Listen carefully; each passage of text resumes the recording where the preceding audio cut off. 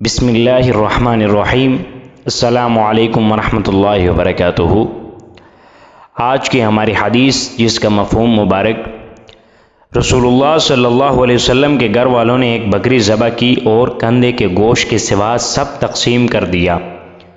رسول اللہ صلی اللہ علیہ وسلم نے پوچھا، اس بکری میں سے کچھ باقی؟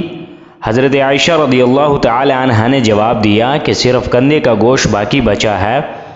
آپ صلی اللہ علیہ وسلم نے فرمایا، کندھے کے گوشت کے سوا سب باقی ہے، یعنی جو صدقہ کر دیا در حقیقت باقی ہے، یعنی جو تمہارے پاس بچا ہوا ہے وہ باقی نہیں۔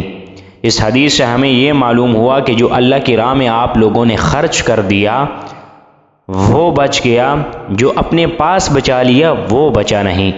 اللہ تبارک و تعالی سے دعا ہے کہ اللہ ہمیں اس حدیث پر صحیح معنوں میں عمل کرنے کی توفیق عطا فرمائیں۔